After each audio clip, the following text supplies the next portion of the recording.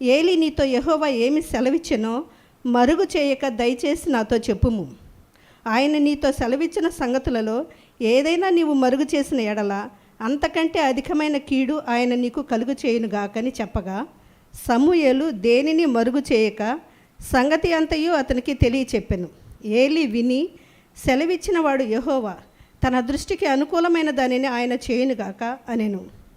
సమూయేలు పెద్దవాడు కాగా యెహోవా అతనికి తోడయ్యున్నందున అతని మాటలలో ఏదియూ తప్పిపోలేదు.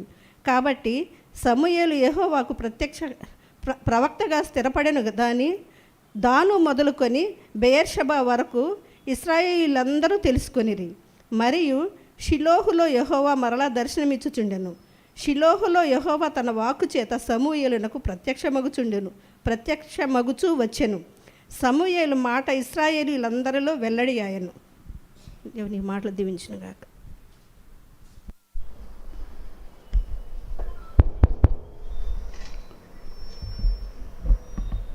ప్రార్థన చేసుకున్నామండి.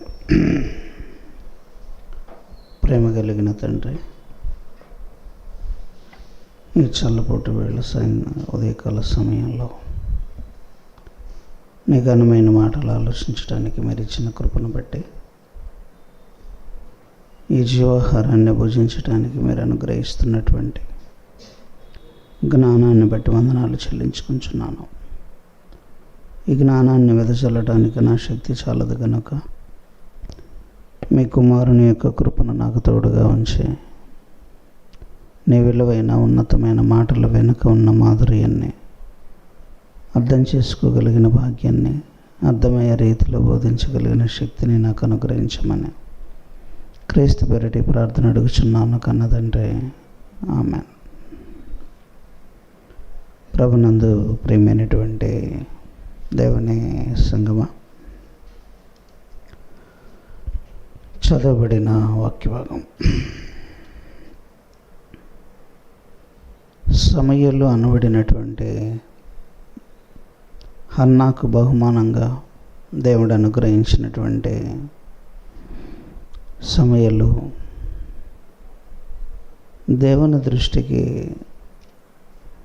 ఎంతగా విధేయత కలవాడిగా బ్రతికే ఒక అవకాశాన్ని పొందాడు. మనమందరం కూడా దేవునిలో స్థిరపడాలి, బలపడాలి అని అనుకుంటాం, కానీ ఆ అర్హత అందరికీ దక్కదు. అందరి కుటుంబాలు దేవునిలో ఉండాలి అని అందరూ ప్రయాసపడుతూ ఉంటారు, కానీ వారి కుటుంబాలకు దేవుని కృప దగ్గరికి వస్తుందో దూరంగా వెళ్ళిపోతుందో వాళ్ళకు తెలియదు. ఇక్కడ వ్రాయబడిన ఈ సంగతులను జాగ్రత్తగా గమనిస్తే దేవుడు ఎప్పుడూ అందరినీ ప్రేమించాలి అనుకుంటాడు. ఆయనకేమీ పక్షపాతం లేదు. ఎవరైనా, నల్లవారైనా, తెల్లవారైనా, పొట్టివారైనా, పొడుగువారైనా, ఈ ఆరిన నేల మీద ఆదాము నుండి ఇప్పటి వరకు లేదా ఇక ముందు ఈ భూమి ఉన్నంత వరకు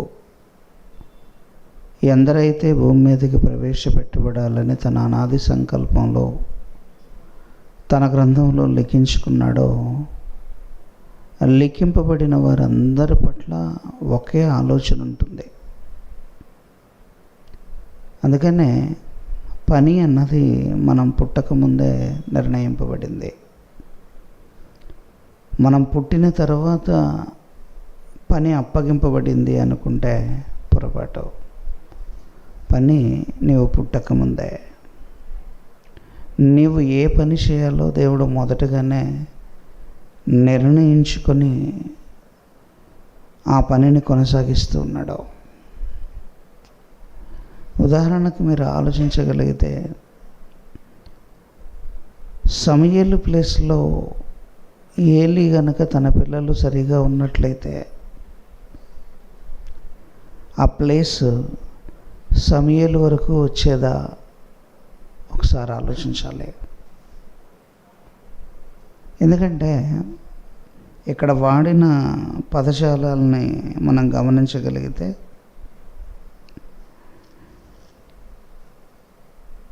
తమ కుమారులు తమను తాము శాపగ్రస్తులుగా చేసుకొనుచున్నారని తాను ఎరిగియు అనే ఒక పదాన్ని ప్రయోగించాడు.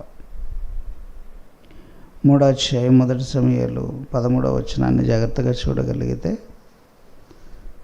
తమ కుమారులు తమ్మును తాము శాపగ్రస్తులనుగా చేసుకొనిచున్నారని తాను ఎరిగియు అంటే అర్థం ఏంటి? ఏలీకి బాగా తెలుసు. అంటే పిల్లలు ట్రాక్లో లేరని తెలిసి కూడా గద్దించలేక మౌనంగా ఉన్న దశలోనికి ఏలీ వెళ్ళాడంటే తప్పు ఏలీది కూడా ఉంది. ఇక్కడ తప్పు చేసింది పిల్లలు. తప్పును చూస్తూ ఊరుకున్న తల్లిదండ్రులకు కూడా శిక్ష పడింది. అంటే జాగ్రత్తగా ఆలోచిస్తే దేవుని విషయంలో ఎప్పుడైనా కానీ ఎవరైనా కానీ అలసత్వాన్ని ప్రదర్శిస్తే ఆ పోనీలే అని చూసి చూడనట్లుగా వెళితే బోధించే వ్యక్తికి కూడా శిక్ష పడుతుంది. ఎవరైతే బోధిస్తున్నారో బోధించే వ్యక్తికి కూడా శిక్ష పడుతుంది. ఏలీ అని అంటే ఆ కాలంలో ఉన్నటువంటి ఇశ్రాయేలీలను నడిపించడానికి దేవుడు ఏర్పాటు చేసుకున్నటువంటి ఒక యాజకుడు. అంటే ఈ రోజుల్లో పాస్టర్ గారు లేదా సేవకుడని పిలిపించుకుంటూ దేవుని పనిని కొనసాగిస్తూ కొంతమందిని దేవునిలో పెంచుతున్న వ్యక్తి ఎలా అయితే ఈ రోజుల్లో పిలువబడుతున్నాడో, ఆ రోజుల్లో దేవుని యొక్క పరిచర్య కొనసాగించడానికి ఈ యాజకుడుగా పిలువబడుతున్న వారిలో ఏలీ ఒకడు. అంటే ఏలీ పిల్లలు సక్రమంగా లేనప్పుడు ఏలీ కరెక్ట్గానే ఉన్నాడు. పిల్లలు సక్రమంగా లేరు. పిల్లల్ని గద్దించలేకపోవటం వలన ఆ ఎఫెక్ట్ అనేది ఏలీ మీద కూడా వచ్చింది. అందుకనే తాను ఎరిగియు అన్న పదాన్ని అక్కడ ఎంత చక్కగా ప్రయోగించాడో మీరు చూడాలి. తన కుమారులు తమ్మును తాము శాపగ్రస్తులనుగా చేసుకొనుచున్నారని తాను ఎరిగియు అంటే ఎంత కేర్ఫుల్గా దేవుడు మనల్ని ఆలోచిస్తున్నాడో, మన గురించి ఆలోచన కలిగి ఉన్నాడో, మన గురించి ఆయన యొక్క ప్రణాళిక ఎలా ఉంది, ఇది బాగా క్షుణ్ణంగా ఏలీకి తెలుసు. ఏలీ గమనించినా కానీ వాళ్ళని గద్దించలేక దశలో తను ఉండటం వలన తన కుటుంబానికి అంతటికీ నష్టాన్ని తెచ్చుకున్నాడు. తన తర్వాత తరాలకు కూడా నష్టాన్ని కలిగించాడు. అందుకని లాస్ట్ క్లాస్లో చదువుతూ, నీ కుటుంబంలో ముసలి వాళ్ళలో ఎవరు కూడా ఉండరు. లాస్ట్ క్లాస్లో చదువుతున్నప్పుడు బలిపీఠమునొద్ద ఒక్కడు కూడా ఉండటానికి వెళ్ళలేదు. 32వ వచనంలో కనబడుతూ ఉంటుంది. అది 2వ అధ్యాయం. యెహోవా ఇశ్రాయేలుకు చేయదలిసిన మేలు విషయంలో నా నివాస స్థలమునకు అపాయము కలుగగా నువ్వు చూదువు. ఎన్నటికి నీ ఇంటి ముసలివాడు ఉండడు. నా బలిపీఠమునొద్దనెవడునూ ఉండకుండా నేను అందరినీ నశింప చేయక విడిచివాడను కాను. గనుక అది నీ కనులు క్షీణించుటకును నీవు దుఃఖము చేత క్షయమగుటకును సాధనవగును. నీ సంతానపు వారందరూ వయోకాలమందు మరణమగుదురు. అంటే పరిస్థితి ఎంత తీవ్రంగా వెళుతుంది అన్నది చాలా కేర్ఫుల్గా వ్రాయించాడు. సో ఇక్కడ ఈ ప్రణాళికను ఇంత చక్కగా తను అమలు చేయదలుచుకున్నాడంటే అర్థం, మీరు ఒక్కసారి మనసు పెట్టి ఆలోచిస్తే, దేవుడు ఎంత దూరం ఆలోచిస్తూ ఉంటాడో మన గురించి. తన ఆలోచన సరళి ఎంత దూరం వెళుతుంది. మనం ఒక వ్యక్తిని కాదు అనుకున్నాం అనుకోండి, అతని గురించి పట్టించుకోవటం వదిలేస్తాం. ఇతడు మనతో స్నేహం చేయడానికి తగినవాడు కాదు, ఇతడు మాట మీద నిలబడడు, నిలకడలేనివాడు, చెప్పిన పని చేయడు,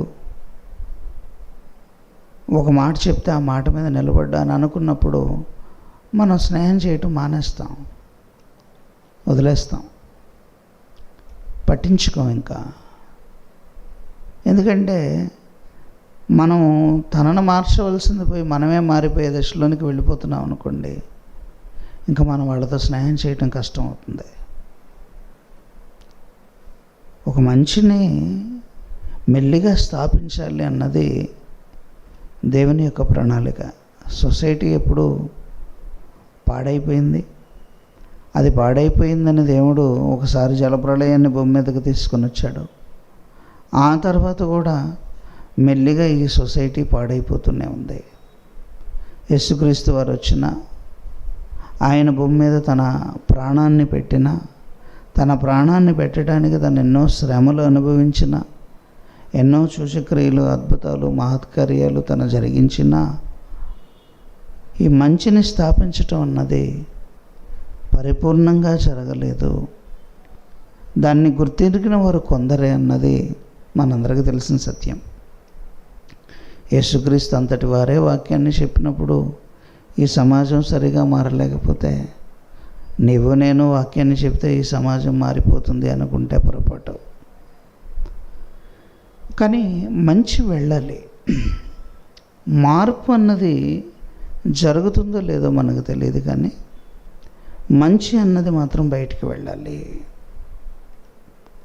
ఈ మంచి బయటికి వెళ్ళే పరిణామంలో మనం ఎన్ని జాగ్రత్తలు తీసుకుంటున్నామో మన ఫ్యామిలీ పట్ల, లేదా మన కుటుంబంలో ఉన్న ప్రతి ఒక్కరి పట్ల మనం ఎన్ని జాగ్రత్తలు తీసుకుంటున్నాం అన్నది ఈ అధ్యాయంలో జరిగిన సంఘటన చూసినప్పుడు మనకు మనం ఒకసారి స్మరణకు తెచ్చుకుంటే, ఆలోచిస్తే అప్పుడు మనకు అర్థమవుతుంది మనం ఎలా ఉన్నాం, మన జీవితం ఎలా కొనసాగుతుంది.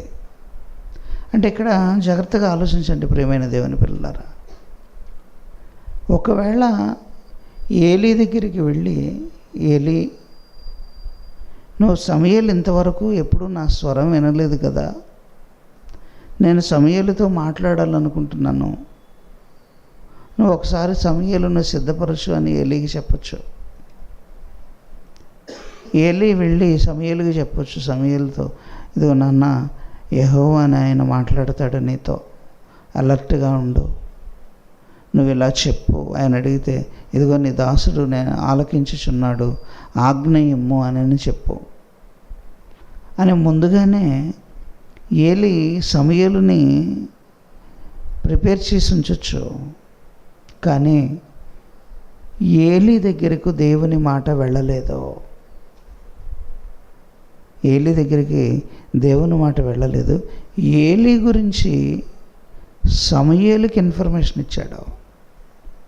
అంటే ఇప్పుడు ఏలీ భవిష్యత్తు సమూయేలు చెప్పవలసిన పరిస్థితి, సమూయేలుని అడిగి ఏలీ తన కుటుంబానికి జరగబోయేదాన్ని తెలుసుకోవాల్సిన పరిస్థితి వచ్చింది. అంటే ఏదన్నా చెప్పాలి అని అంటే ఏలీ సమూయేలుకి చెప్పాలి. ఎందుకంటే సమూయేలు చిన్నవాడు, ఏలీ పెద్దవాడు. ఏలీ పెద్దవాడు కనుక ఏదొచ్చినా సమూయేలు వచ్చి ఏలీని అడగాలి, ఏలీ సమూయేలుకి చెప్పాలి. కానీ ఇప్పుడు ఏలీ యొక్క జరగబోయే జీవితంలో జరగబోయే కార్యాలను గురించి సమూయేలు దగ్గరికి వచ్చి ఏలీ తెలుసుకోవాల్సిన పరిస్థితి ఒకటి వచ్చింది. ఇది నిజంగా ఎంత దారుణం అన్నది ఒకసారి ఆలోచించండి. ఏలీ సమూయేలు దగ్గరికి వచ్చి ఏం చెప్పాడు, నా గురించి దేవుడు, నా గురించి దేవుడు ఏం చెప్పాడు, ఉన్నది కరెక్ట్గా చెప్పు, ఆయన ఏం చెప్పాడో అదే చెప్పు, ఏమీ దాచిపెట్టకు. ఒకవేళ దాచిపెడితే కరెక్ట్గా కీడు నీ మీదకి వస్తుంది అని భయం పెట్టి జరిగిన సంగతి అంతటినీ సమూయేలు దగ్గర నుంచి గ్యాదర్ చేశాడు. అంటే దేవుడు ఒక్కసారి మన నుంచి దూరం అయితే ఆయన మళ్ళా మన వైపు చూడాలి అని అంటే చాలా కష్టపడాలి. అందుకనే మనుషులు దూరం అయినా పర్వాలేదండి, ఎవరో ఒకళ్ళని కొత్త వాళ్ళని దేవుడు పంపిస్తాడు. కానీ దేవుడు దూరం అయితే మాత్రం చాలా ప్రమాదం. ఆదుకునేవాడే, కరుణించేవాడే మనకు కఠినాత్ముడిగా మారిపోతే, రక్షించేవాడే శిక్షించేవాడిగా మారితే ఎవరి దగ్గరికి వెళ్ళగలరు? ఇంకా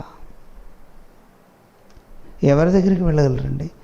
ఎవరికి చెప్పుకోగలరు మన గోడు, మన బాధ, మన వేదన ఎవరికి వినిపించుకోగలరు? అందుకని అక్కడ ఇంకొక లాజికల్ వాడు కూడా వాడాడు. ఏమని వాడాడు అంటే 14వ వచనంలో, దోషమును బలి చేతనైనను నైవేద్యము చేతనైనను. ఏలీ ఇంటి మీదకి వచ్చిన దోషాన్నంట బలి చేతనైనా కానీ నైవేద్యం చేతనైనా కానీ తీసివేయబడదంట. ఎన్నటికీ ప్రాయశ్చిత్తం చెయ్యబడదని. అంటే ఏలీ ఇంటి వారిలో జరిగిన దోష శిక్షకు పరిహారం లేదు. చూడండి, చూస్తూ ఊరుకోవటం వలన ఎన్ని ఇబ్బందులు వచ్చాయో.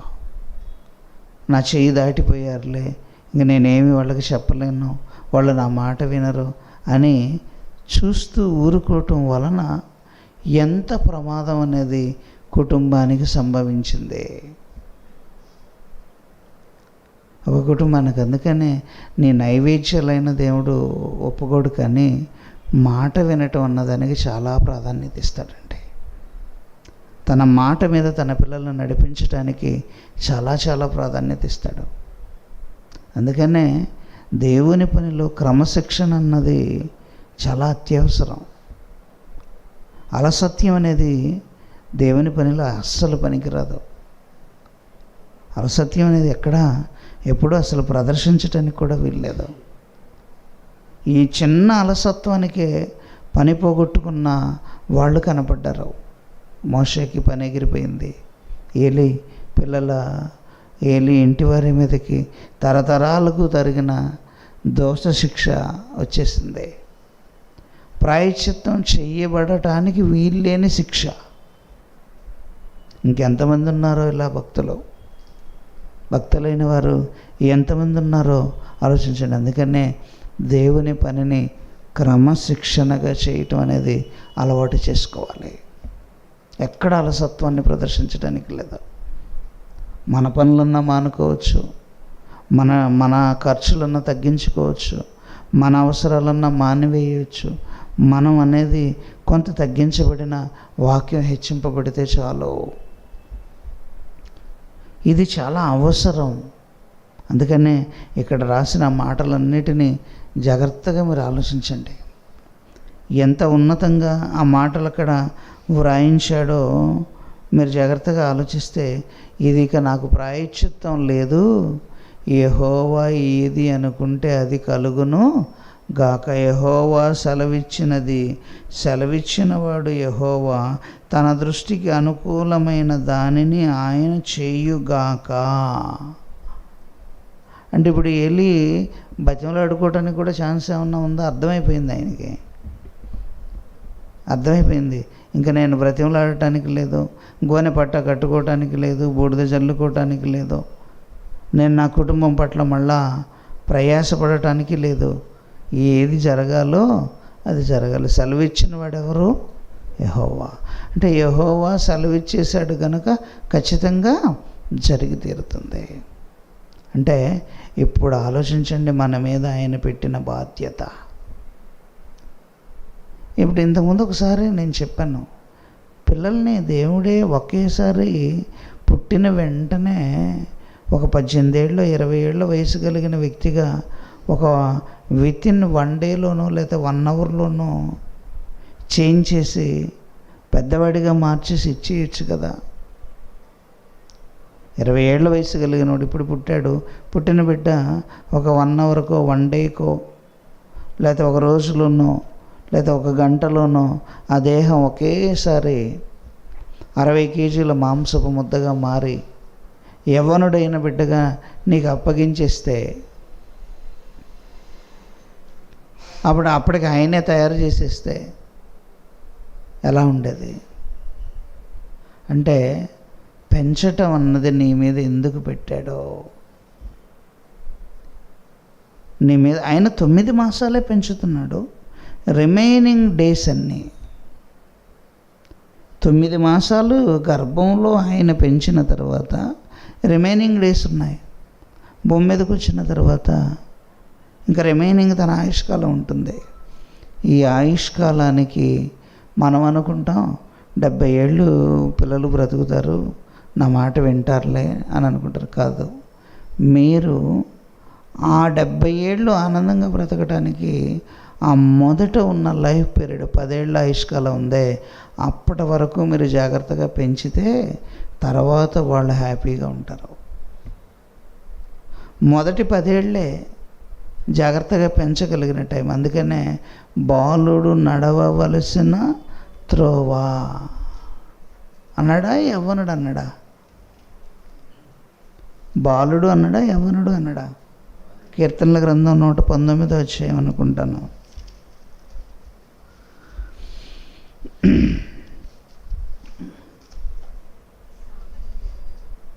సామెతలు 26,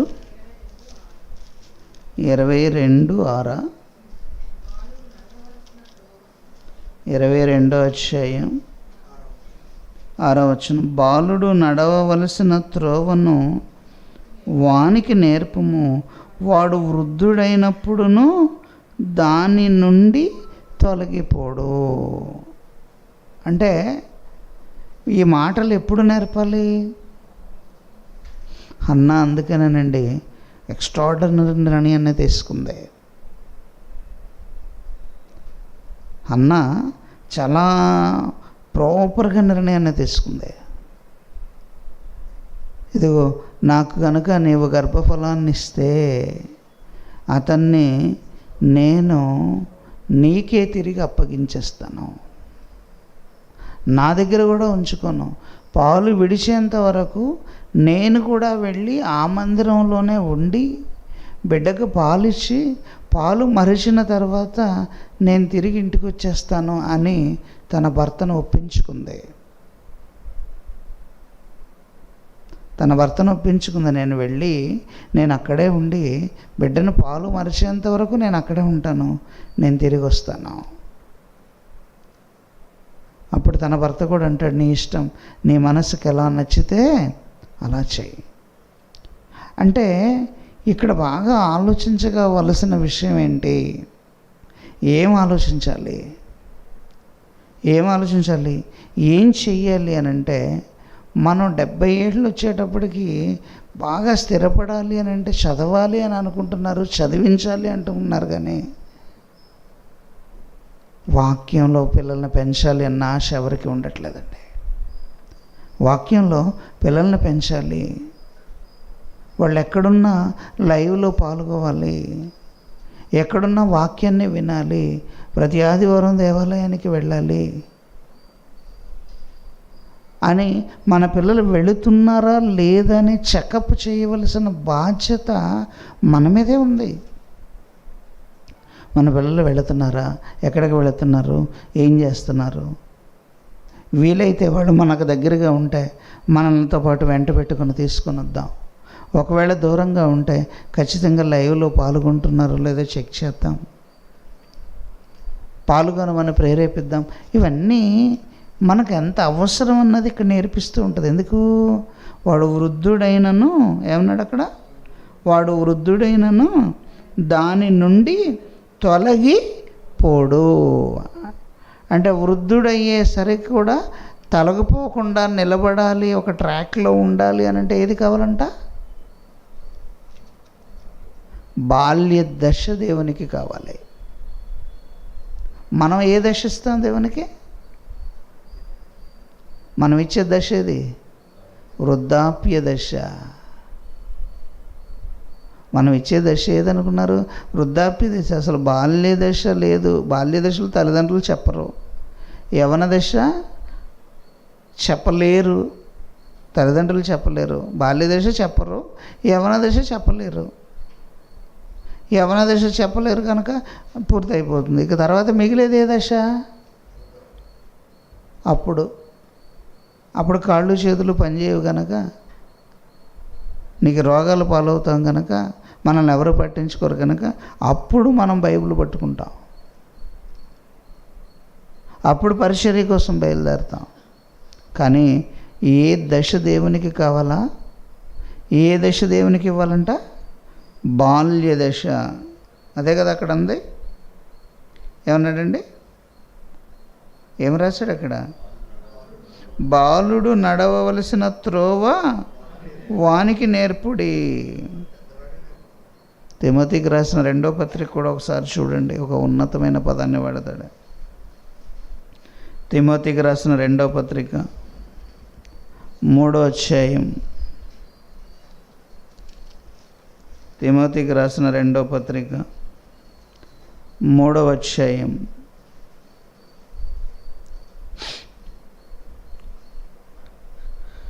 జాగ్రత్తగా చూడాలి. 10 నుంచి చూడాలి. 10 నుంచి చూడాలి. 3వ అధ్యాయం 10వ వచనం నుంచి, నీవు నా బోధను, నా ప్రవర్తనను, నా ఉద్దేశమును, నా విశ్వాసమును, నా దీర్ఘశాంతమును, నా ప్రేమను, నా ఓర్పును అంతియోకయ, ఇకోనియా, లూస్తు అనే పట్టణములో నాకు కలిగిన హింసలను ఉపద్రవములను తెలుసుకుని వాడవై నన్ను వెంబడించితివి. ఏమండి, తిమోతికి ఉన్న లక్షణం ఎలా ఉందో చూడండి ఇక్కడ. అందుకనే తిమోతితో మాట్లాడుతూ పౌలు అంటాడు, నా నిజమైన కుమారుడగు తిమోతికి శుభమని చెప్పు వ్రాయినది. ఏమండి, పౌలుకి పెళ్ళయిందా? పిల్లలున్నారా? లేరు. మరి ఎవరి పిల్లలు పౌలుకి? పిల్లలు ఎవరండి? ఆయన ఎంట్రన్స్లోనే రాస్తాడు చూడండి. క్రీస్తు యేసునందున్న జీవమును గూర్చిన వాగ్దానమును బట్టి దేవుని చిత్తము వలన క్రీస్తు యేసు అపోస్తలుడైన పౌలు ప్రియ కుమారుడగు తిమోతికి శుభమని చెప్పి వ్రాయినది. ఏమండి, మళ్ళా 1 తిమోతి 1వ అధ్యాయం 2వ వచనం, విశ్వాసమును బట్టి నా నిజమైన కుమారుడకుతో శుభమని చెప్పి వ్రాయినది. అంటే తిమోతి ఎలా ఉన్నాడో, తండ్రి పిల్లలు ఎలా ఉండాలి అన్నది ఇక్కడ మనకు అర్థమైపోయింది. నిజంగా చాలామంది ఆత్మీయ పిల్లలు దేవుని వాక్యాన్ని మొదటి సంవత్సరంలో ఉన్నంత ఇంట్రెస్ట్ 2వ సంవత్సరం ఉండదు. బాప్తీసం తీసుకున్న ఫస్ట్ ఇయర్లో ఉన్న ఇంట్రెస్ట్ 2వ సంవత్సరం కనపడదు. ఫస్ట్ ఇయర్లో అమ్మారావు గారు పిలుస్తున్నారంటే గజగజలాడతారు. 2వ సంవత్సరం ఏందంట వస్తామని చెప్పు అననే దశలో ఉంటారు. ఏంటి ఆయన పిలిస్తే మేము రావాలా అనే దశకి 3వ సంవత్సరానికి వెళ్తారు. ప్రమోషను. మొదటి సంవత్సరం ఏమో గజగజలాడిపోతూ ఉంటారు. ఎప్పుడు పిలిచినా, ఎప్పుడు అడిగినా, ఏం చెప్పినా అలర్ట్ అయిపోతారు. 2వ సంవత్సరానికి వచ్చేసరికి ఏంటి పొద్దాకలు అంటే ఎలా ఉంటుంది అని అంటే, ఆయన చెప్పచ్చుగా మాకు, ఆయన చేయలేదుగా మాకు. నిజంగా ఈ ఇంటరాక్షన్ చూస్తుంటేనండి వీళ్ళు ఏం ఎదుగుతున్నారా వాక్యంలో అనిపిస్తూ ఉంటుంది నాకు. ఏం ఎదుగుతున్నారు వీళ్ళు వాక్యంలో, ఏం బలపడుతున్నారు. కానీ ఈ తిమోతి ఎలాంటి వాడంట? 2వ తిమోతి 3వ అధ్యాయం 2వ తిమోతి 3వ అధ్యాయం 10వ వచనం, అయితే నీవు నా బోధను, నా ప్రవర్తనను, నా ఉద్దేశమును, నా విశ్వాసమును, నా దీర్ఘశాంతమును, నా ప్రేమను, నా ఓర్పును, ఏమండి, హింసను, ఉపద్రవములను తెలుసుకొనిన వాడవై నన్ను వెంబడించితివి. నైనా తిమోతి, నువ్వు ఇలా ఉన్నావు, నువ్వు ఇలా ఉన్నావు అంటే అన్ని విషయాల్లో తోడుగా నిలబడ్డాడు. అట్టి హింసలను సహించితివి, వాటన్నిటిలో నుండి ప్రభువు నన్ను తప్పించెను. ఇప్పుడు మాట్లాడతాడండి. క్రీస్తు యేసునందు సద్భక్తితో బ్రతకనుద్దేశించిన వారందరూ హింసలు పొందుదురు. అయితే దుర్జనులను, వంచకులను, ఇతరులను మోసపరచుచు తమ్మును తాము మోసం చేసుకొనుచు అంతకంతకు చెడిపోదురు. క్రీస్తు యేసునందుంచవలసిన విశ్వాసము ద్వారా రక్షణార్థమైన జ్ఞానము నీకు కలిగించుటకు శక్తిగల లేఖనములను బాల్యము నుండి నువ్వు ఎరుగుదువు. అంటే తిమోతి అంత పర్ఫెక్ట్గా ఉండటానికి కారణం ఏంటి? బాల్యం నుంచి ఈ వాక్యం అనేటువంటి ఈ ఉగ్గుపాలు తాగుతూ ఉన్నాడు. చిన్నప్పుడు బిడ్డలకి పాలు పట్టడానికి తల్లి తన రొమ్ముకు చేర్చుకుని పాలు పట్టిస్తుంది అండి, పాలు పట్టిస్తుంది. ఆ పాలు పట్టించేటప్పుడు ఒక మాట కూడా మాట్లాడతారండి. రక్షణార్థమైన జ్ఞానము నీకు కలిగించుటకు పరిశుద్ధ లేఖనములను బాల్యము నుండి నీవెరుగుదువు. బాల్యము నుండి, బాల్య దశ నుండి అంటే తల్లిదండ్రుల మీద ఎంత బాధ్యత ఉంది. ఇంతకుముందు పిల్లలకి మందు పోసేటప్పుడు, ఇప్పుడు ఎలా పోస్తున్నారో నాకు తెలియదు, కానీ మేము చిన్నపిల్లలప్పుడు కానీ ఇంట్లో నాన్నమ్మలు అమ్మమ్మలు ఉన్న ఇటు కుటుంబాలు అయితే ఇప్పుడు ఎక్కడ ఉంటున్నారులేండి. వాళ్ళు ఉండరు, వీళ్ళు ఉండనివ్వరు. రెండే. వాళ్ళు ఉండరు, వీళ్ళు ఉండనివ్వరు. రెండు జరుగుతాయి. కాళ్ళ మీద పసిబిడ్డను పెట్టుకొని అండి పాలు పట్టి ఆ పాలల్లో ఏం చేసేవాళ్ళు? పాలల్లో ఏం చేస్తారో తెలుసండి? ఆ పాలు పడతారు. డైరెక్ట్గా మెడిసిన్ ఇవ్వరు. అవదాన్ని కాచి అందులో కలిపి ఉగ్గిన్న అంటారండి. చూసారా? ఇప్పుడు ఉందో లేదో నాకు తెలియదు. ఉగ్గిన్న అని అంటే వాడు గుటక వేయటం మాత్రమే సరిగా రాదు. వాడికి గుటక వేయలేడు, మింగలేడు, గుటకే సరిగా పడదు. అలాంటప్పుడు ఏం చేసేవాళ్ళు? కొంచెం ఆ పాల రుచి తగలగానే ఆటోమేటిక్గా గుటకేయగానే కొంత లోపలికి వెళ్ళిపోతుంది. బాల్యంలో వాక్యం అనేది అలా లోపలికి వెళ్ళాలి. బాల్య దశలో వెళ్ళాలి. సమూయేలు పట్ల హన్నా తీసుకున్న గొప్ప ప్రణాళిక అండి. ఏలీ దగ్గరికి వాక్ వెళ్ళకుండా డైరెక్ట్గా సమూయేలు దగ్గరికి వాక్ రావటానికి కారణం బాల్య దశ నుండే. ఒకసారి వెళ్ళి, ఏంటి పిలిచావు నువ్వు అని మాట్లాడలేదండి. అయ్యా, నువ్వు పిలిచితివి కనుక నేను వచ్చి తినే. లేదు, నేను పిలవలేదు, నువ్వు వెళ్ళి పనుకో. మళ్ళీ పిలిచాడు, మళ్ళీ పిలుపు వినపడింది. ఇదిగో నీవు పిలిచితివి కనుక నేను వచ్చి తినే. అప్పుడు అర్థమైంది ఏలీకి, ఇతనికి యెహోవా దగ్గర నుంచి వాక్కు బయలుదేరి వస్తుంది. అప్పుడు అంటాడు మూడోసారి, పిలిచింది యెహోవా, కాబట్టి ఈసారి కనుక నిన్నెవరన్నా పిలిస్తే చిత్తము నీ దాసుడు ఆలకించుచున్నాడు, ఆజ్ఞ ఇవ్వు. చెప్పు అనటం కాదు, చెప్పు అనటం వేరు, ఆజ్ఞ ఇవ్వు అనటం వేరు. చెప్పు అంటే అర్థం ఏంటి? చెప్పింది వింటే వినొచ్చు నువ్వు, లేకపోతే లేదొచ్చు. ఎదుటి వ్యక్తి చెప్పాడు అనుకోండి మాట చెప్పినప్పుడు అది వింటే వింటారు, లేకపోతే లేదు. కానీ ఆజ్ఞ ఎలా ఉంటుంది? ఆజ్ఞ ఇవ్వు అని అంటే అర్థం ఏంటి? ఇంకా నువ్వు తిరిగి చెప్పడానికి లేదు. ఏం చెప్తే అది చేయటమే. ఆజ్ఞ అన్న పదానికి అర్థం ఏంటో తెలుసండి? రిప్లై మాట్లాడటానికి లేదు, ఇంకేమీ. నీ దగ్గర నుంచి ఆర్గ్యుమెంట్ రాదు, అసలు రావటానికి లేదు. నీ ఆర్గ్యుమెంట్ దేవుడు వినే అవకాశం కూడా లేదు. ఆయన ఏది చెబితే అది చేయటమే. ఇప్పుడు మన విశ్వాసం అలా ఉంది.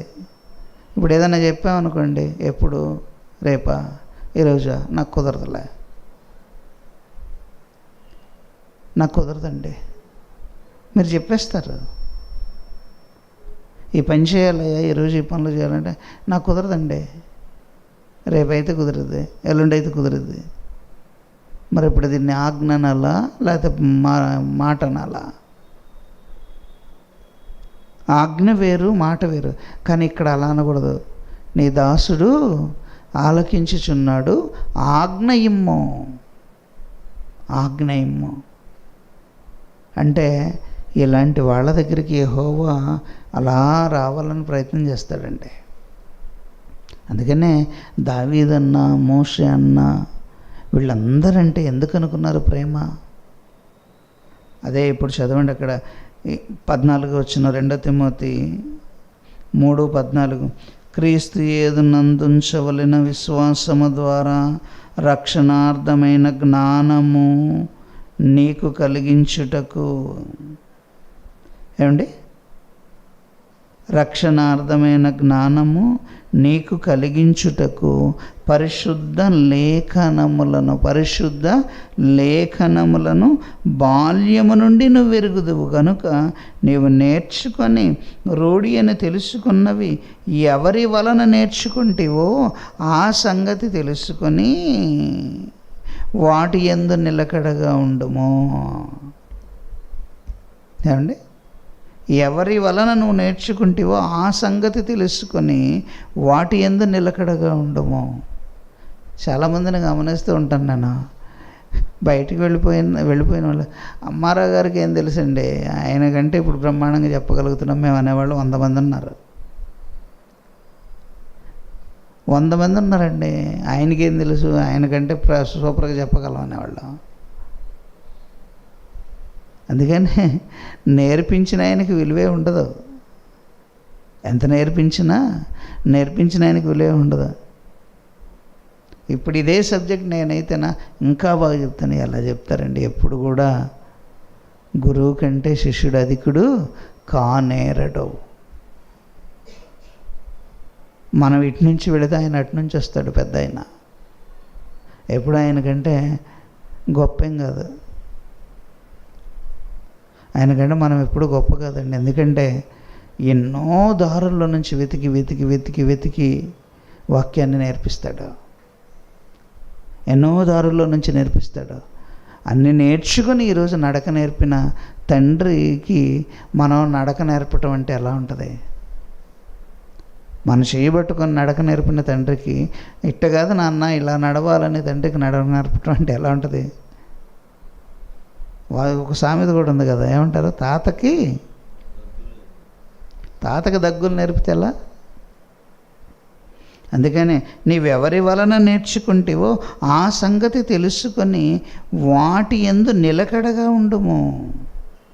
దైవజనుడు సన్నద్ధుడై ప్రతి సత్కార్యమునకు సంపూర్ణముగా సిద్ధపడి ఉండినట్లు దైవావేశం వలన కలిగిన ప్రతి లేఖనము ఉపదేశించుటకు, ఖండించుటకు, తప్పుదిద్దుటకు, నీతి యందు శిక్ష చేయుటను ప్రయోజనకరమై ఉన్నది.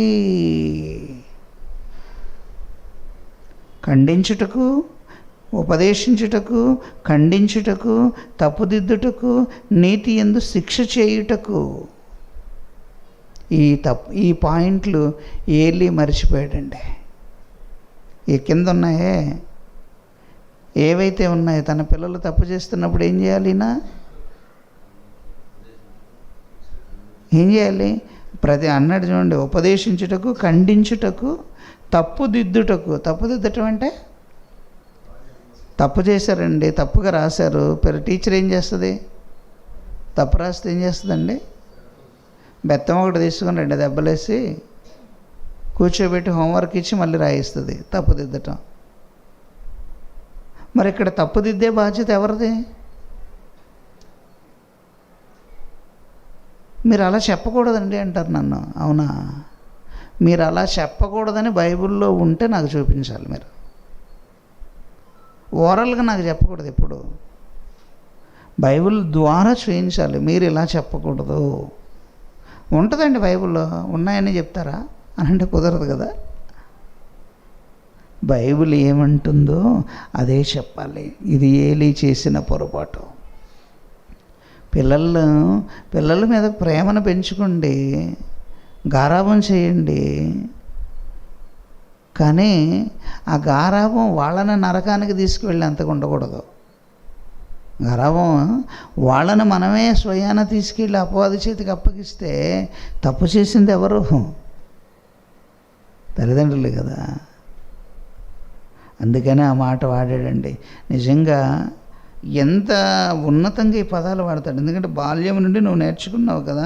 దాన్ని కూడా అక్కడ మీరు వాడిన పదాన్ని జాగ్రత్తగా చూస్తానండి. విశ్వాసము ద్వారా రక్షణార్థమైన జ్ఞానము. ఈ జ్ఞానం ఎక్కడి నుంచి వస్తుందంట?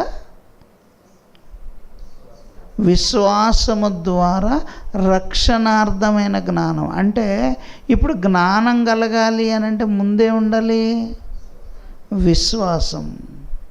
విశ్వాసం అంటే అర్థం ఏంటి? విశ్వాసం అంటే అర్థం ఏంటి?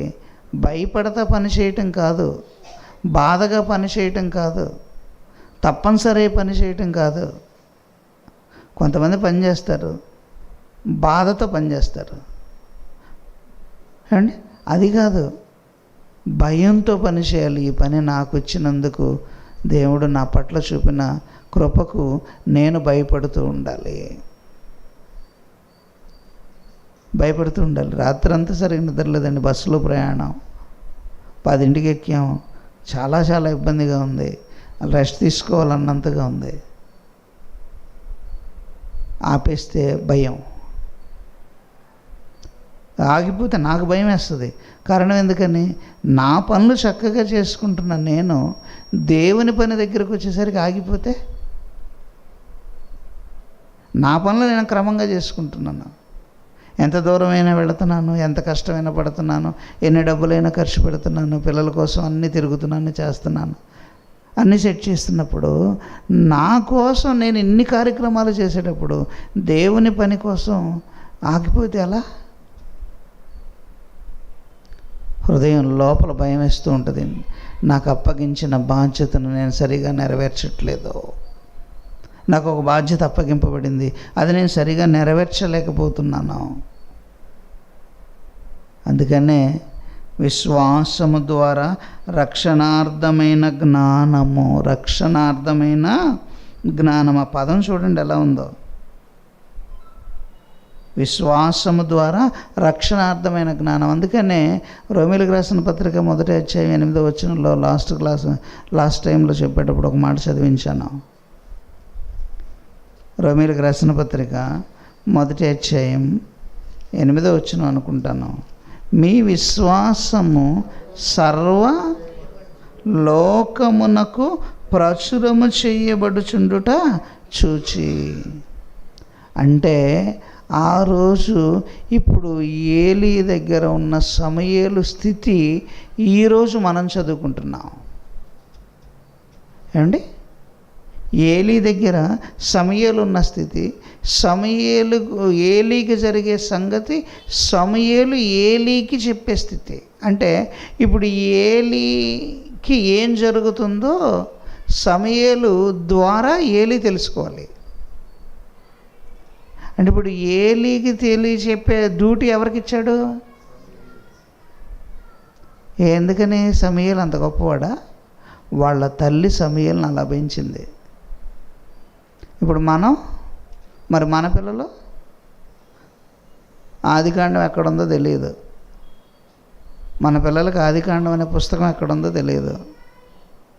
హబకుక్ ఎక్కడుందో తెలియదు. తీతు ఎక్కడుందో తెలియదు. ఫిలేమోన్ ఎక్కడుందో తెలియదు. మళ్ళీ మన పిల్లల వయసు ఎంత ఉంటుందో తెలుసా? 20 పైన. అంటే బాల్యదశ అయిపోయిందా? బాల్యదశ ఎప్పుడు? బాల్యదశ ఎప్పుడండి? 12 ఏళ్ల లోపే, 13 నుంచి టీనేజర్స్, 13 దగ్గర నుంచి టీనేజర్సే, 12 లోపే. అంటే ఇప్పుడు 12 లోపే పిల్లలకి ఏం తెలియాలి?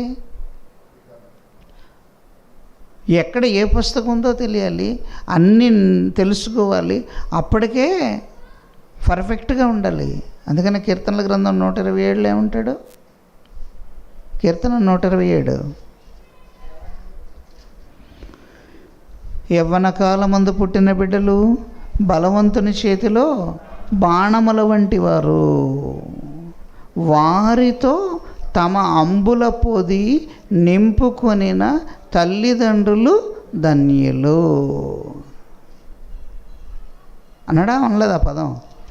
127 కీర్తన మరి చూడగలిగితే అక్కడ ఏమన్నాడు చూడండి. 127లో చూస్తే 4వ వచనం, యవ్వన కాలమందు పుట్టిన కుమారులు బలవంతుని చేతిలో బాణముల వంటి వారు, వారితో తన అంబుల పొది, వారితో ఎవరితో?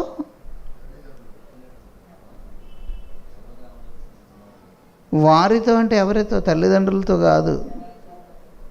యవ్వన కాలంలో వాళ్ళ పిల్లలు దేవునిలో ఉపయోగపడే బాణాలుగా మారగలిగిన పిల్లలుగా ఉన్న తల్లిదండ్రులు ధన్యులు. అంటే ఇప్పుడు యవ్వన దశకు వచ్చేసరికి మనం పిల్లల్ని ఎలా పెంచాలి? అందుకనే తల్లిదండ్రుల కంటే లేట్ అవ్వచ్చండి, పిల్లలకు కూడా లేట్ అయిద్దా? తల్లిదండ్రుల కంటే లేట్ అవుద్ది. ఎందుకంటే లేవాలి, వంట చేయాలి, అవి చేయాలి, ఇవి చేయాలి. పిల్లలు ఏం చేస్తారు ఇంట్లో? మీ పిల్లలు ఉంటారండి, యవ్వన దశలో ఉన్న పిల్లలు ఉంటారు. వాళ్ళు ఏం చేస్తారు? వాళ్ళు లేవటం, రెడీ అవ్వటం, బయలుదేరి వచ్చేయటం. మరి ముందొచ్చి మీ పిల్లలు చక్కగా ఇక్కడ పరిచర్య చేసి కుర్చీలు పెట్టి, మైకులు పెట్టి, లైట్లు పెట్టుకొని అవన్నీ చేసే పని చేసేటట్లుగా తల్లిదండ్రులు అయిన వారు పిల్లల్ని ప్రేరేపిస్తున్నారా? తల్లిదండ్రులు అయిన వారు పిల్లల్ని ప్రేరేపిస్తున్నారా? నేను ఒకసారి చెప్పాను ఆమెకి, బిఫోర్ లాస్ట్ ఇయర్ కానీ అంతకుముందు, కోవిడ్కి ముందు అనుకుంటాను, మేబీ కోవిడ్కి ముందు, కోవిడ్ తర్వాత 8 గంటలకల్లా మైక్ పెట్టాలి, 8:30 కూడా తలుపు తీయలేదంటండి. మరి ఎవరు ముందు రావట్లేదా? 8:30 కూడా డోర్ తీయలేదంట. ఏమండి 2024 ఇంతే, 2025 ఇంతే, ఎప్పుడీకి ఇంతేనా మన జీవితం? ఎప్పుడు ఇంతేనా? చిన్నపిల్లలు దగ్గర ఉన్నవాళ్ళు, ఏం అవినాష్ నువ్వు వచ్చి చక్కగా డోర్ తీసుకూర్చోవచ్చు కదా? సండే స్కూల్ కూడా జరగట్లేదు, ముందు వచ్చేసేయచ్చు కదమ్మా, పైనుంచి కిందకి దిగటమేగా లేటు. మీ తల్లిదండ్రులు చెప్పాలి, మీరు కూడా ఆలోచించాలి. చిన్నపిల్లలు కాదు కదా, 18 ఏళ్ళు వచ్చేసాయి, 18 ఏళ్ళు వచ్చాయి అంటే ఎలా మనం ఎంత తర్ఫీదు అవ్వాలి దేవునిలో. యవ్వన కాలంలోనే పిల్లలతో నింపుకోవాలి. అది ఏలీకి పెద్ద ఎఫెక్ట్, డిసడ్వాంటేజ్ ఎక్కడంటే తేడా ఎక్కడే పడింది. ఏమీ చెప్పలేని దశలోనికి ఏలీ వెళ్ళిపోయాడు. అందువల్ల ఏలీ ఇంటి మీదకి శాపం వచ్చేసింది. నిజంగా మేమైతేనండి, తెలుసో తెలియదు కానీ సండే స్కూల్లో చాలా ఫాస్ట్గా ఉండేవాళ్ళం. సండే స్కూల్ అంటే పరిగెత్తటమే ప్రారంభంలోనే. సండే స్కూల్కి వెళ్ళిపోయేవాళ్ళం. చర్చికి కూడా ఆదివారం మాత్రం టైంకి వెళ్ళి కూర్చునేవాళ్ళం. వాక్యం ఏం తెలియదు కానీ టైంకి వెళ్ళి కూర్చునేవాళ్ళం. అదే ఈరోజు దేవుని కోసం బ్రతికలా అలా వెళ్ళటం అలవాటైంది. అదే అలవాటు ప్రకారంగా గుంట గ్రౌండ్లో మీటింగ్ జరుగుతుంది. సరేలే మీటింగ్ జరుగుతుంది కదా, ఇంటికి వెళ్ళి ఏం చేస్తాంలే, ఇప్పుడు 7 కదా టైం అయింది, ఇప్పుడు 7ంటికి ఇంటికి ఏం వెళదాం, ఒకసారి వెళ్ళి గ్రౌండ్లో కూర్చుందాం అని మీటింగ్ జరుగుతుంటే గుంట గ్రౌండ్కి వెళ్ళి కూర్చోవటం అలవాటైంది. సాయంత్రం పూట వచ్చేటప్పుడు గుంట గ్రౌండ్ మీదకి రావటం అలవాటు. అక్కడ ఏదైనా మీటింగ్ జరుగుతుంటే ఆ మీటింగ్లో కూర్చోవటం అలవాటు. వినగలిగినట్లుగా ఉంటే వినటం, లేకపోతే వచ్చేయటం. ఆ పరిణామ క్రమంలోనే అలా అలవాటు అవుతుంటే కుమార్, మన విజయ్ కుమార్ మెకానిక్ ఉన్నాడు కదా, ఆయనే ఒకరోజు నీకు నచ్చిద్ది సబ్జెక్టు, పలానా ఆయన బాగా చెప్తాడు, నీకు ఈ సబ్జెక్ట్ బాగా నచ్చిద్ది, ఒకసారి వెళదాం రా బావగారు అని పిలుచుకెళ్ళాడు. సరేలే వస్తాలే అన్న. ఆ టైంలో నాకు ఫోన్ చేశాడు, ఇది ఈరోజే మీటింగు, ఇంకా 2 రోజుల్లో మీటింగ్ అయిపోతుంది, ఈరోజు నుంచి స్టార్ట్ అవుతున్నాయి, వస్తావా అని అంటే సరే నేను ఇటు ఆఫీస్ నుంచి డైరెక్ట్గా వచ్చేస్తానులే, నువ్వు ఇలా వచ్చేసాను. అప్పుడు నాకు కలెక్టరేట్లో వర్కులు జరుగుతున్నాయి. ఆ పనులన్నీ చూసుకొని సాయంత్రం 7 గంటలకల్లా నేను ఇక్కడికి వచ్చేసి ఫోన్ చేస్తే తను 8ంటికి వచ్చాడు. అదేనండి నాకు ఈ బీజం నాటబడటానికి కారణం. ఆ రోజు కూడా అందరిలానే ఇలాగే కూర్చున్నాను. నేను ఎప్పుడు గ్రౌండ్లో కూర్చోను, బండి స్టాండ్ వేసి బండి మీద కూర్చొని ఒక శనక్కాయ పొట్లం ఒకటి కొనుక్కొని వాళ్ళు చెప్పేది వింటూ ఉండేవాడిని. నచ్చితే నచ్చింది, లేకపోతే లేదు. లేకపోతే ఆ స్టాల్స్ ఉండేవి, ఆ స్టాల్స్ చుట్టూ తిరిగి ఏదన్నా పాటల క్యాసెట్ ఒకటి కొనుక్కొని ఇంటికి వెళ్ళేవాడిని. కానీ ఈ వాక్యాన్ని ఆయన చెబుతున్నప్పుడు ఇది బండి మీద కూర్చొని వినే వాక్యం కాదు, బైబిల్ ఉండాలి, నోట్స్ ఉండాలి అని ఆ రోజు కొనుక్కొని కింద కూర్చున్నాను. మొదటి రోజు అక్కడ అలా కూర్చున్నాను నేను. రెండో రోజు బైబిల్, నోట్స్, పెన్ను కొనుక్కున్నాను. మూడో రోజు మీటింగ్ అయ్యేసరికి 30 క్యాసెట్లు ఒకేసారి కొన్నాను. అప్పుడు క్యాసెట్ 30 రూపాయలు. మామూలు క్యాసెట్స్ అండి, అప్పటికి పెన్ డ్రైవ్లు లేవు, సీడీలు లేవు, ఏవి లేవు. ఎన్ని మెసేజెస్ ఉన్నాయో అన్ని మెసేజెస్ ఒక క్యాసెట్ ఇవ్వయ్యా అన్నాను. ఒక్కొక్క క్యాసెట్ ఎంత అంటే 30 రూపాయలు. 1000 రూపాయలు పెట్టి ఒకేసారి ఒక 30 క్యాసెట్స్ కొనుక్కున్నాను. ఇంటికి వెళ్ళి ఒక్కొక్క క్యాసెట్ వినటం ప్రారంభించాను. రోజు ఒక క్యాసెట్ వినేవాడిని. ఇంకా నాకు ఆ సబ్జెక్ట్ మీద ఇంట్రెస్ట్ ఉండి తెలుసుకోవాలనే జిజ్ఞాస ఉంటే 2, 3, 4 అయినా వినేవాడిని. రాత్రి 12 అయినా 1 గంట అయినా పర్వాలేదు వినేవాడిని. కొత్త సబ్జెక్ట్ ఏది వస్తే అది కొనేసేవాడిని. ఆ రోజు నుంచి వెంటాడానండి. ఆ రోజు నుంచి వెంటాడాను. ఆ వెంటాడటమే ఈరోజు నన్ను ఈ స్థితిలో కూర్చోబెట్టింది. ఈరోజు నన్ను ఈ స్థితిలో కూర్చోబెట్టడానికి కారణం అదే. అంటే వాక్యం ఎంత విలువైనదో ఆలోచించండి. వాక్యం ఎంత విలువైనది. అందుకనే ఆ మాట చదవగానే ఆనందం వేస్తుంది. అందుకనే తల్లిదండ్రుల పట్ల ఎంత బాధ్యత ఉందో ఎఫెసీయులకు రాసిన పత్రిక 6వ అధ్యాయం లాస్ట్ క్లాస్లో చదువుకున్నాం. ఎఫెసీయులకు రాసిన పత్రిక 6వ అధ్యాయం. కొత్త వాళ్ళకి అవకాశం ఇవ్వండి. చదివిన వాళ్ళే చదవటం కాకుండా కొత్త వాళ్ళకు కూడా అవకాశం ఇవ్వండి. ఎఫెసీయులకు రాసిన పత్రిక 6వ అధ్యాయం. జాగ్రత్తగా తీయండి, చూడండి, చదవండి. పిల్లలారా, ప్రభువునందు మీ తల్లిదండ్రులకు విధేయులయుండుడి, ఇది ధర్మమే. నీకు మేలు కలుగునట్లు నీ తండ్రిని నీ తల్లిని సన్మానింపుము. ఏలీ పిల్లలు చేసిన పెద్ద తప్పు. నీ తల్లిని నీ తండ్రిని సన్మానించండి. ఇప్పుడు ఏలీ పిల్లలు ఈ కార్యక్రమానికి నాంది పలికారా? పలకలేదు. పలక్కపోగా ఏలీ కూడా ఏం చెప్పాడు? మీరు ఇలా చేస్తున్నారంట, ఇది నా దృష్టికి వచ్చింది, ఇది మంచిది కాదు నాయనా అన్నాడు. అని ఊరుకున్నాడు. గద్దించలేదు, ఖండించలేదు. బుద్ధి చెప్పిన దాఖలాలు అంతకంటే లేదు. ఖండించలేదు, గద్దించలేదు, బుద్ధి చెప్పలేదు. అందుకు దానికి కూడా ఒక రీజన్ చెప్పాడు. మీరు యవ్వన దశలోకి వస్తేనేమో ఖండించాలి, గద్దించాలి, అప్పుడు వాళ్ళు వినరు. అందుకని దేవుడు ఏమన్నాడో తెలుసా?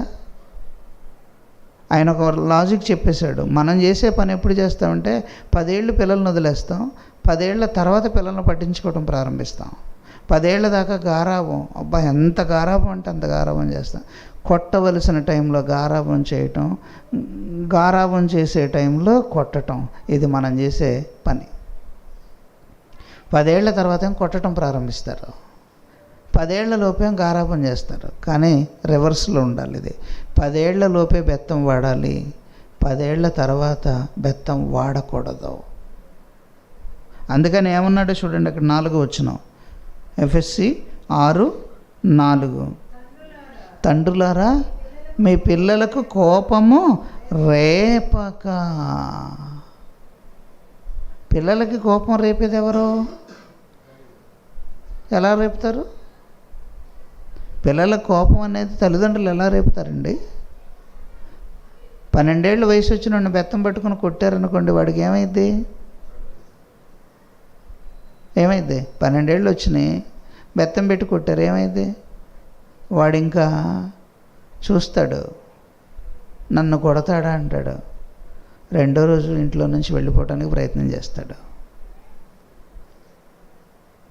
ఏమండి, ఇప్పుడున్న ఈ టీవీలు, ఈ సీరియల్ చూసి కథ కూడా మార్చినా నన్ను కొడతాడా, ఒకసారి దిండి తీసుకొని దుప్పటేసేసి మీద కూర్చుంటే గోల వదిలేదు అనుకున్నాడు అనుకోండి, ఖేల్ ఖతం దుకాన్ బంద్. ఎందుకంటే టీవీలు ఇవన్నీ మీడియా సినిమాలు చూపిస్తున్నారుగా, అంతే కదా.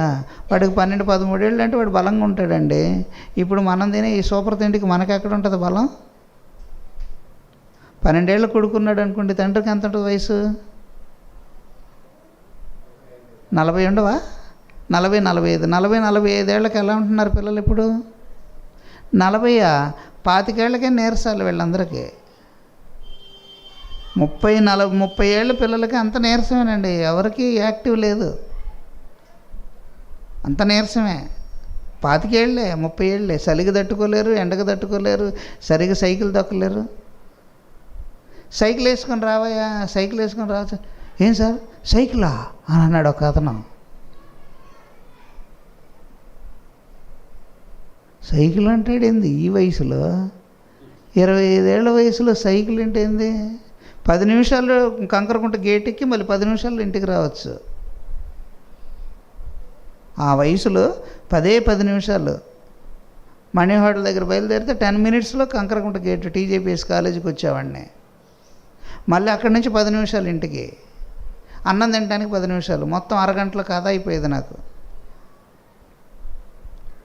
10 నిమిషాల్లో వెళ్ళటం రావటం, సైకిల్ రోజు ఇరగొడతామేనన్నా. మరి ఈ రోజుల్లో ఉన్న పిల్లల్ని సైకిల్ వేసుకుని సైకిలా, ఇది ఎక్కడ గోలా? అందుకనే చూడండి, తండ్రులారా మీ పిల్లలకు కోపం రేపక ప్రభు యొక్క బోధలోను శిక్షలోను పెంచాలి. అంటే 10 ఏళ్ల తర్వాత నువ్వు బెత్తం వాడకూడదు, 10 ఏళ్ల లోపు బెత్తం వాడాలి. అందుకనే 12 ఏళ్ల తర్వాత పిల్లలతో స్నేహం చేయండి. తల్లిదండ్రులైన వాళ్ళు మీ పిల్లలతో స్నేహితుడిలో ఉండండి, మంచిగా చెప్పండి, ఇది కాదయ్యా ఇలా ఉండాలి, ఇలా ఉంటే మన పరువు పోదు, ఇలా ఉంటే మన పరువు పోతుంది, ఇలా ఉండాలి, ఇలా చేయాలి, దేవుని నామానికి అవమానం కలుగుతుంది, ఇలా ఉండకూడదు, మన పేరు ఇలా ఉంటుంది, మన ప్రఖ్యాతులు ఇలా ఉంటాయి, ఆ పేరుకి చెడ్డ పేరు తేకూడదు. తాతయ్య అంటే ఎంత పేరు ఉంటుంది, నేనంటే ఎంత పేరు ఉంది, నా పేరుకి చెడ్డ పేరు రాకూడదు, జాగ్రత్తగా ఉండాలి, దేవునిలో ఉండాలి అండి. ఆమె నేను వాళ్ళ రూమ్మేట్ సినిమాకి వెళ్దాంరా అని అడిగిందంట. కొత్తగా వచ్చిన రూమ్మేట్ ఆమె నేను సినిమాకి వెళ్తాను, మాకింతవరకు సినిమా హాలే తెలియదక్క, నేను ఎప్పుడు రాను, నాకు తెలియదు, మేము ఎప్పుడు వెళ్ళలేదు ఇంతవరకు. దేవుని భయం పిల్లలకి నేర్పాలండి, అది బాల్య దశలోనే నేర్పాలి.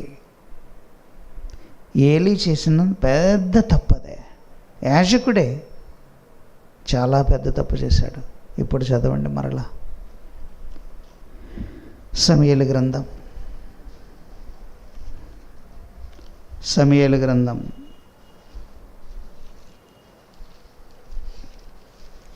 జాగ్రత్తగా చూడగలిగితే అక్కడ మీరు జాగ్రత్తగా ఆలోచించాలి. చూడగలిగితే ఏమంటున్నాడో 3వ వచనం, 3 అధ్యాయం 3వ వచనం నుండి, యెహోవా మందిరములో దీపమారిపోకమునపు సమూయేలు పండుకొని ఉండగా యెహోవా సమూయేలును పిలిచెను.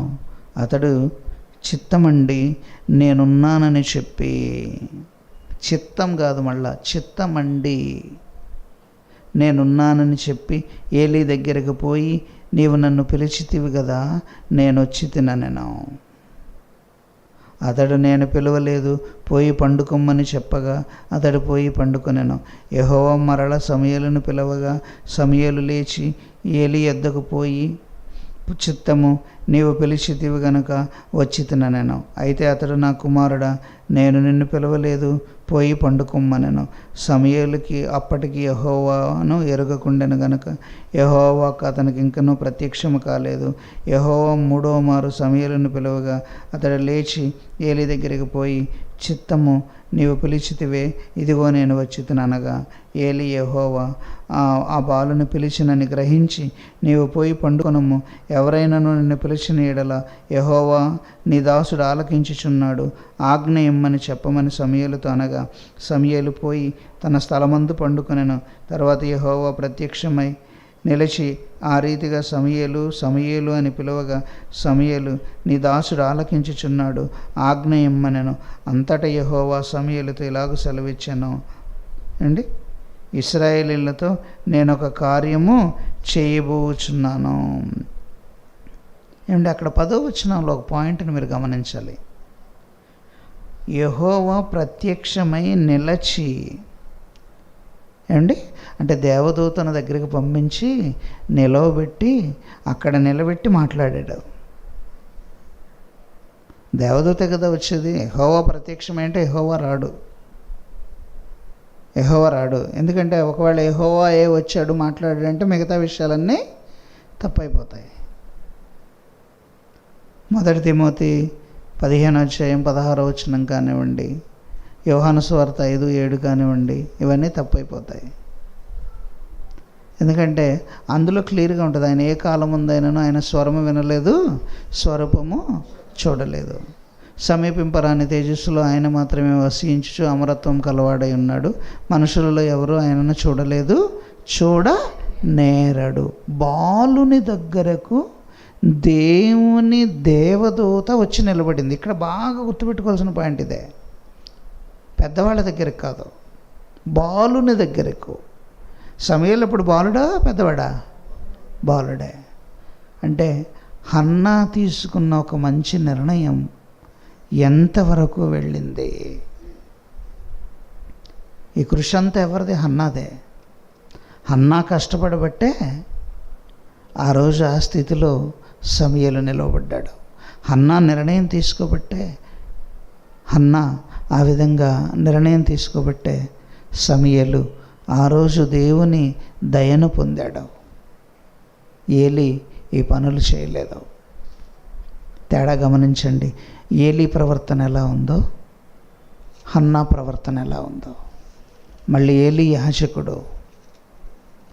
అందుకని మనం ఏం చేయవసరం లేదండి. పిల్లల్ని మాత్రం దగ్గర కూర్చోబెట్టండి చాలు. వాక్యం దగ్గర కూర్చోబెడితే చాలండి, వాళ్ళు హ్యాపీగా సెట్ అయిపోతారు. వాక్యం దగ్గర మీ పిల్లలు ఎదురుగా కూర్చుంటే చాలు, వాక్యమే తన పని తను చేసుకుంటూ వెళ్ళిపోద్ది. అందుకనే నేను ఇంతవరకు కూడా పిల్లలకి మీరు బాప్తిసం తీసుకోవాలి అని నేను ఇంతవరకు నోరెత్తి చెప్పలేదు. వాళ్ళ నోట్లో నుంచి ఎప్పుడు వస్తుందా అని ఎదురు చూస్తున్నాను. మరి నేనేం చేయాలి? వెంట పెట్టుకొని నాతో పాటు తీసుకొని రావాలి. వెంట పెట్టుకొని తీసుకొని రావాలి. ఎంత దూరమైనా, ఎన్ని కిలోమీటర్లైనా, అర్ధరాత్రి అయినా, అపరాత్రి అయినా నా పిల్లలు నా వెంటే ఉండాలి, నాతో పాటే ఉండాలి. పరిచర్యలో నాతో పాటు ప్రయాణం చేస్తూ ఉండాలి. ఇంట్లో కూర్చునే బదులు నాతో పాటు వెంట పెట్టుకొచ్చుకుంటాను, నష్టమే ఉంది. హ్యాపీగా నాతో పాటు తెచ్చుకుంటాను. అలా తెచ్చుకోబట్టే నాకు హెల్ప్ఫుల్గా తయారయ్యాడు. చక్కగా మైకులు పెట్టడం, లైట్లు కట్టడం, ఈ పనులన్నీ చేసుకుంటూ ఉండాలి.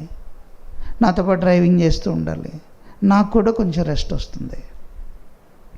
గనుక తల్లిదండ్రులు ఎలా ఉండాలి అన్నది హన్నాను చూసి నేర్చుకోండి. ఎలా ఉంటే నష్టమో ఏలీని చూసి నేర్చుకోండి. ఎలా ఉంటే నష్టమో. గనక ఇప్పుడు మనం హన్నాల బాధ్యత కలిగిన తల్లిదండ్రులుగా ఉన్నామా, ఏలీల బాధ్యత మరచిన వారిలా ఉన్నామా ఆలోచించండి. మంచి నిర్ణయాన్ని తీసుకోండి. ఒకవేళ ఏలీలా గనక ఉంటే ఎప్పటికన్నా మార్పు తెచ్చుకోండి. మారాలి, మార్పు తెచ్చుకోవాలి. ఆలోచించండి, మంచి నిర్ణయాన్ని తీసుకోండి. తలలో వంచండి, ప్రార్థన చేస్తాను. ప్రేమ కలిగిన తండ్రి, మహోన్నతుడైన దేవా, నీ పిల్లలకి నీ మాటలు చెప్పాను. వింటున్నారు, ఆలోచిస్తున్నారు. కేవలం వినివారు మాత్రముగా ఉండి మోసపోకుండా నీ వాక్య ప్రకారం ఆలోచించే భాగ్యాన్ని అనుగ్రహించండి. జీవం కలిగిన నీ ఉన్నతమైన మాటల వెనుక ఉన్న మాధుర్యాన్ని ఆలోచించటానికి, అర్థం చేసుకోవటానికి ఎన్నో విషయాలు మా కళ్ళ ముందుకు తీసుకొస్తున్నారు. బాధ్యత కలిగిన తల్లి హన్నా తన బిడ్డను ఎంత ఉన్నతమైన దశకు తీసుకువెళ్ళిందో, బాధ్యత కలిగిన తండ్రిగా ఉన్నటువంటి ఏలి బాధ్యతను మరిచిపోయాడు. తన పని తను చేసుకుంటూ వెళ్ళాడే కానీ తన పిల్లల దేవునిలో ఎదుగుతున్నారో లేదో అనేది గమనించలేకుండా గద్దించలేని దశలో తన పిల్లల పట్ల తను ఉండి, తండ్రి చివరికి ఆ ఇంటి మీదకే తండ్రి నీ ఆజ్ఞను తీసుకుని రావడానికి కారణమయ్యాడు. మేము ఎలా ఉన్నామో మమ్మల్ని మేము పరిశీలించుకొని నీ వాక్య ప్రకారంగా జీవించే భాగ్యాన్ని అనుగ్రహించమని, ఆన్లైన్ ద్వారా వీక్షిస్తున్న నీ బిడ్డలు కూడా మీ కృపను తోడుగా ఉంచమని క్రీస్తు పేరిటి ప్రార్థన అడుగుచున్నాను కన్న తండ్రి. Amen, amen. అందరికీ వందనాలమ్మా. Thank you.